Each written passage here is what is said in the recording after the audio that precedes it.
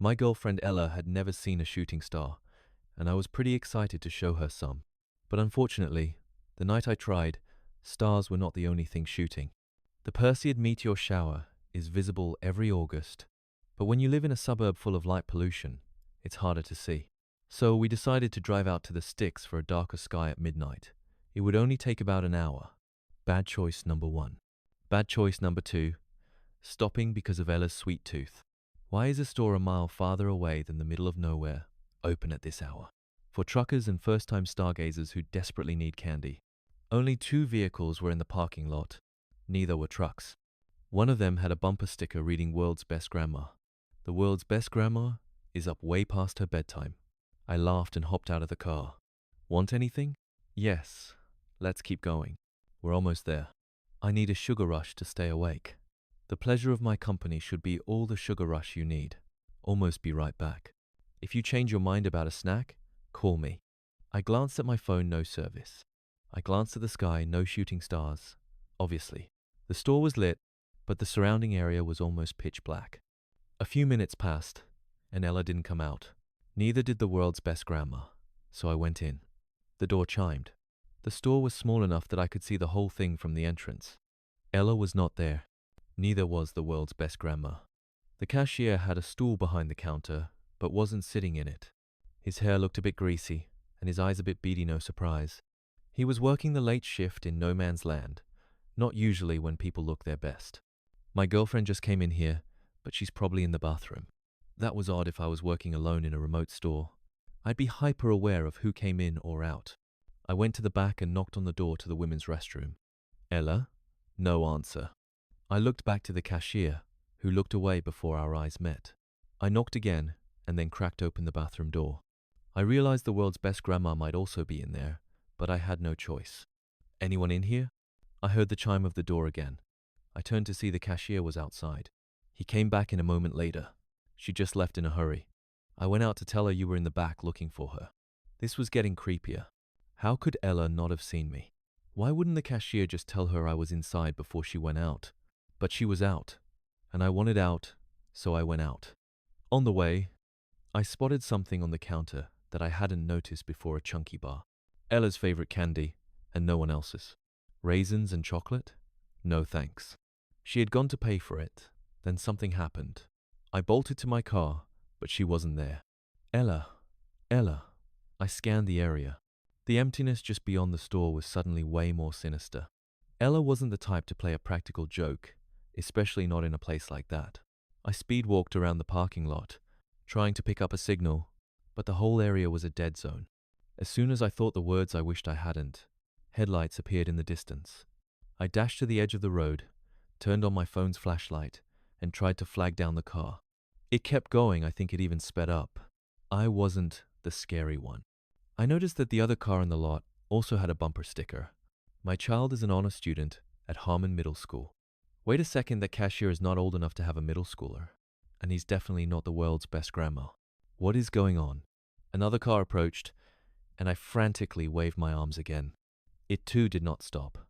Oh man, what is going on? No one answered, of course. I checked my trunk, nothing in there but a few reusable shopping bags and an umbrella. The long kind with the point at the end. Better than nothing. I grabbed it and went back inside, trying not to shake. The cashier was not at the counter, but probably heard the chime and came out from what I assumed was the store office. I tried to discreetly steal a glimpse at what was in there, but he closed the door quickly. Find her? Obviously not. It's not raining. Still at the entrance, I raised the umbrella, pointing at him. Look, I called the police. They'll be here any minute. Where is my girlfriend? Buddy, I already told you she left. I don't believe you. Then we're even, because I don't believe you called the police. In fact, I know you didn't because no one gets service here. Headlights swept across the parking lot. A trucker. I backed out of the store and ran to the big rig. Sir, I need help. My girlfriend went into the store and didn't come out. The cashier is super sus. The trucker looked at me like I was pranking him.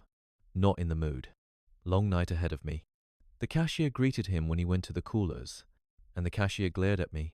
The trucker got an energy drink, a bag of chips, and for some reason, bug spray, then went to pay. I gestured to the cashier. Have you been here before? Do you know this guy? As much as I know you.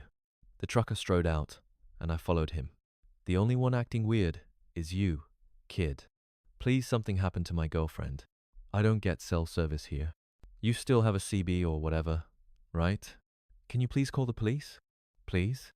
The trucker finally sensed that my desperation was genuine. Okay, but you better not be messing with me. He climbed into the cab of his 18-wheeler and spoke into the CB. I couldn't hear what he said. He started the truck and rolled down the window. Cops will be here in 20 minutes. 20 minutes? That's too long. Best they can do. Will you please wait till they come? Sorry, I'm on the clock. Good luck. Hope she's okay. I couldn't believe he would just leave. But not everyone is a hero. I also couldn't believe that another car pulled in a moment after the trucker was out of sight. And I definitely couldn't believe that it was a kid from my school. Not a kid I knew well, not to sound like a jerk, but I am kind of popular, and Josh isn't. But in that moment, he was my favorite person in the world. Josh Garrett? What are you doing here? Do you have service? Nope, just GPS. What's with the umbrella? Dude, this is going to sound crazy, but I need your help. Ella and I came out to see the meteor shower. Same, but she went in there like 10 minutes ago and hasn't come out. I think the cashier has her in the back. Josh looked intently at me. I swear I'm not kidding. I would not joke about something like this. I need to get into the little office behind the counter. Can you please help me? I'm just grabbing a soda. Police are on the way, but I can't wait. I'll buy you a soda. I'll buy you a soda every day of the school year. Please. Josh shook his head. I understood how insane I sounded. You never talked to me in school. Now you want me to just trust you. I'm sorry if I was ever a jerk to you, but this is serious. Josh sighed. What's your plan? I explained my totally random idea to him and somehow got him to go along with it. I went in first, still holding the umbrella. Again, the cashier was not inside at first, and again, he then slithered out from the back room. If you are not going to buy anything, you have to leave. I'm buying something. I grabbed a soda and another chunky, then put them on the counter next to Ella's chunky. At the same time, Josh came in and tried to size up the cashier without being obvious about it. I thought I saw the cashier's expression change, almost like he was onto us. Josh meandered through an aisle, absent-mindedly picking up a canister. The cashier returned his attention to me. Oh, there's already a chunky on the counter. What a coincidence. How dumb did that sound? I felt Josh get in line behind me, according to plan. I hoped he'd follow through. I fished in my pocket for my phone to pay, but instead whipped up the umbrella and snapped it open in the cashier's face. What? That he reached for something. Jeez. I hated being right. It was a handgun. I stepped to the side, and Josh held up the canister. As soon as I closed the umbrella, he sprayed a strong stream of Hornet Killer into the cashier's face. Both Josh and the cashier screamed. The cashier managed to fire off a single shot. A bullet hit the front window, which shattered.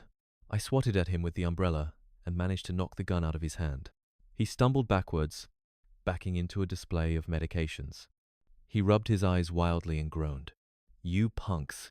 While he was temporarily or permanently, I have no idea, blinded, I hopped over the counter. I opened the section of the counter that folded up and kicked the gun into the store. It spiraled down an aisle. Then I rushed into the office. Ella. She was tied to a chair and gagged. So was an older woman who was wearing a badge that read Tess. She was the real cashier. Hurry! I untied Ella, who hugged me, then untied Tess as I kept watch. The cashier had rushed to a sink near the hot foods and was splashing water on his eyes. Thank God you found us, Garrett. Tess looked terrified, yet deeply relieved. Besides a quivering thank you, she could barely speak. We've got to get out of here. The three of us scrambled out of the office and into the parking lot. He pointed the gun at me and forced me into that room. She was already in there. I was so scared. Cops are coming. Tess ran to her car. To my surprise, she was not the world's best grandma, but rather the honor student's parent. She thanked me again, then peeled out like a professional race car driver. As Josh drove by Ella and me, he rolled down his window. I owe you for life. No, just the sodas you promised. He sped off. A police car pulled in as the cashier ran out, still rubbing his eyes. He was rambling about us attacking him, that he had a gun, but he wasn't holding it. 2 officers subdued him and cuffed him fairly easily, given he was still incapacitated by the insecticide. They put him in the back of their car, thanked us, and explained that it's not uncommon for someone to hold up a remote store like that because it can take the police a while to get there. Turns out, the world's best grandma car was the robbers he stole it. One officer questioned Ella, while the other let me quickly buy something while she checked out the crime scene.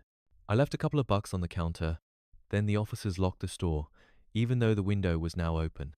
They told us to get home safe, then they left. Ella and I were alone again. I'm so sorry. What are you talking about? You and was that Josh? Saved us. I owe you for life. You and your sweet tooth. You and your shooting stars. At that moment, we saw a streak crossing the sky.